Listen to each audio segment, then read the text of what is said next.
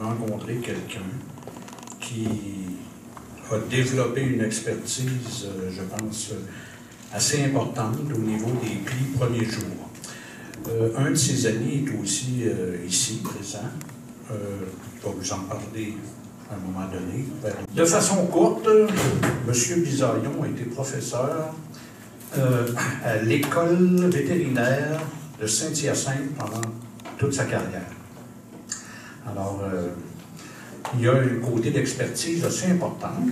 Puis, naturellement, il s'est lancé dans les plis premiers jours aussi.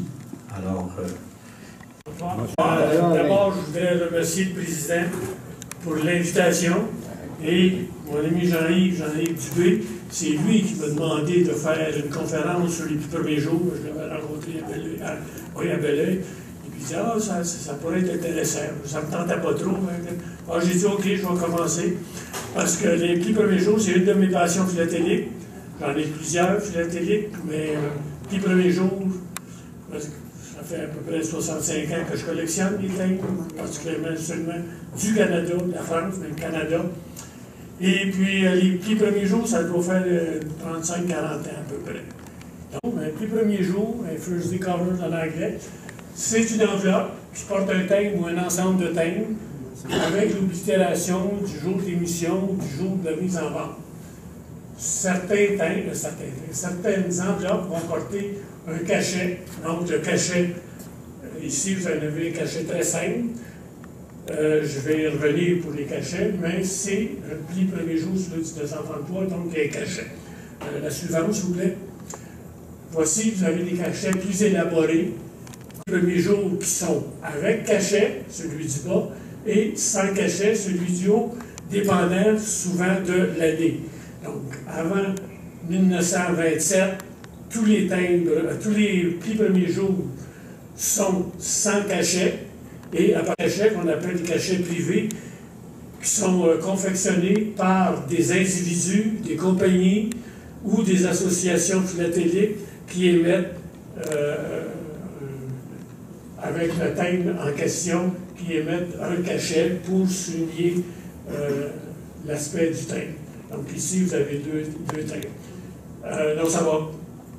Qui sont en couleur, mais qui n'ont rien à faire avec le timbre en question. Donc ici, vous avez les armoiries du Canada, vous avez la tour du Parlement avec un soldat ou un garde, et puis ça n'a rien à faire avec le curling. Dans les premières années, avant jusqu'à les années 60 à peu près, souvent, la plupart du temps, les enveloppes sont adressées. De 60 jusqu'à aujourd'hui, la plupart du temps, elles sont non adressées. Ici, dans les années 50-60, justement, vers la fin des années 50, début 60, souvent, vous allez rencontrer soit adressées, soit non adressées. Donc ici, vous avez 1900, ça c'est le 208, le numéro, là, Cachot-Cartier. Lui, il est nécessairement adressé. J'en connais pas qui ne sont pas adressés. Il y en a peut-être, mais ils seraient très, très rares. Et en bas, le 5354, celui-là, lui, vous pouvez l'avoir non adressé ou adressé. Et une valeur additionnelle? Pardon? Canadienne, qui était comptable au poste canadienne et qui a, et ce sont dans les premiers jours, dans les premiers, très rares, il s'est adressé à lui-même, ou il en adressait d'autres à son ami Brophy. Donc, vous pouvez voir dans ces périodes-là, dans les années fin des années 30, du Brophy ou du Legault, qui sont des enveloppes premiers jours très rares, et qui étaient adressés par lui-même à lui ou à son ami qui était philatéliste. En 1927, c'est l'apparition des premières enveloppes avec cachet, et ce sont les Epstat et Century Stamp. Bon, ça, c'est considéré comme un cachet. Vous l'avez vu, le cachet. C'est un cachet, ça peut être comme ici les armoiries avec beaucoup de couleurs, ou tout simplement de la littérature, du lettrage, qui forment le cachet. Donc, excessivement rare, particulièrement le Century Stamp.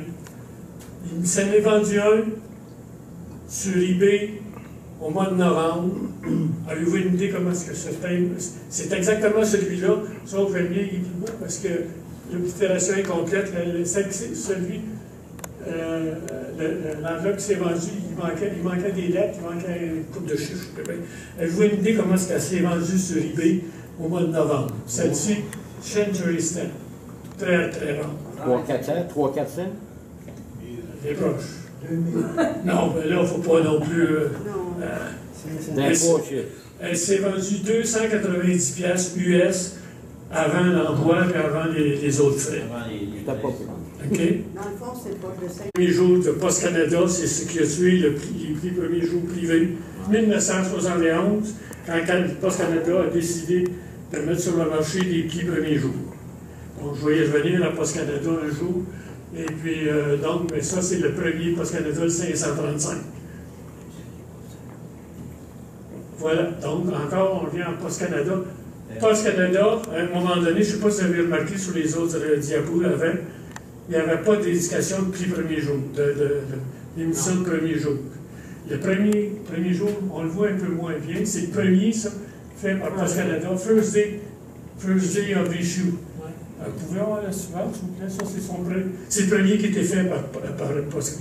C'est exactement ça, First Day of Issue, 1949. Ça, c'est les premiers First Day of Issue de Post Canada. Et si vous remarquez, évidemment, en anglais seulement.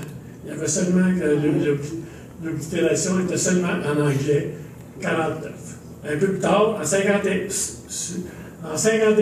ils ont décidé, parce qu'ils ont découvert qu'il y avait des francophones quelque part au Canada, ils ont décidé de le faire en français. Donc, Day of Issue, jour d'émission, à l'occasion de CAPEX, le premier CAPEX en 51, ils ont sorti l'oblitération bilingue pour les plus premiers jours, encore aujourd'hui, qu'on peut jouer. Parce que Canada, Oui, c'est des lettres, hein, des chiffres. C'est la peinture. Ah, la peinture, ben oui. Le cachet est différent. Ah! Monumental de Post Canada. Je les ai mis là. C'est joli. On va continuer. Ça, ce sont, encore une fois, Post Canada. Mais ça que c'est là, non, c'est pas ça, de toute façon. Il y a une erreur, je pense.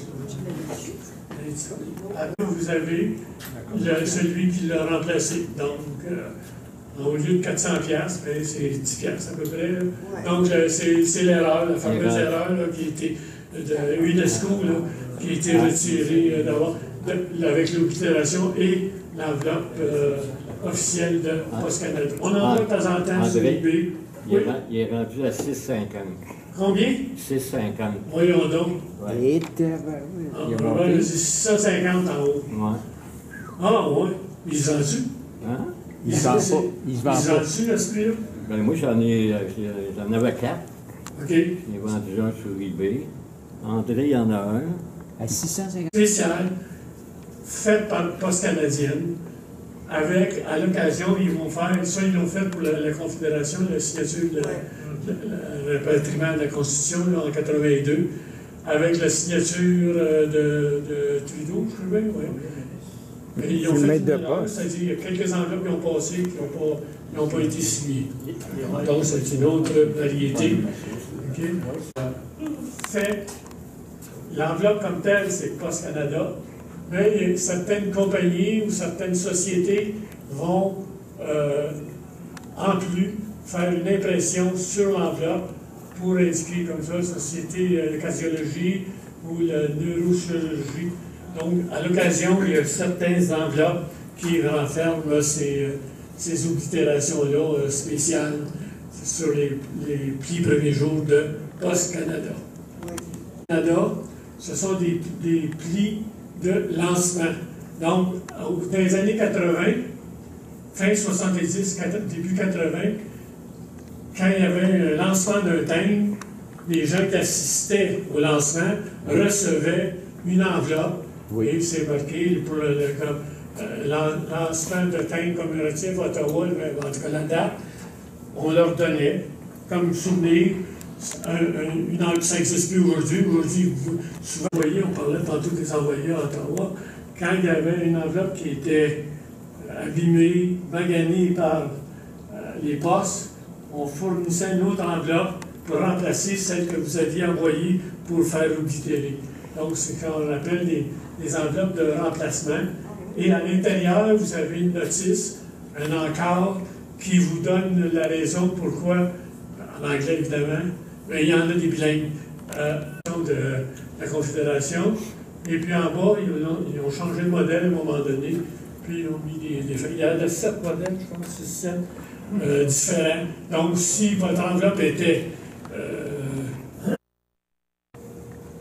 utilisée par les postes canadiennes pour remplacer leur remplacement.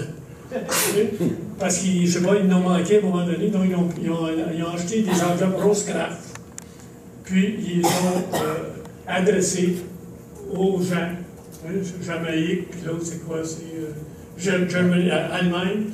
Donc, mais vous avez toujours soit c'est la lettre qui est à l'intérieur, qui est en anglais, mais c'est ce type-là.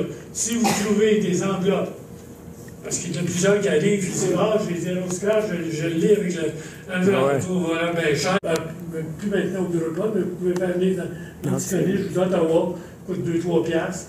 Mais il en faut, pour une raison quelconque, que vous ne voyez jamais dans les bureaux de poste, que vous n'avez jamais vu, qui sont vraiment spéciales. C'est pas parce qu'ils sont bien chers, mais t'en vois jamais, il n'y en a quasiment pas. Ils n'ont quasiment pas. Ils ont fait ça.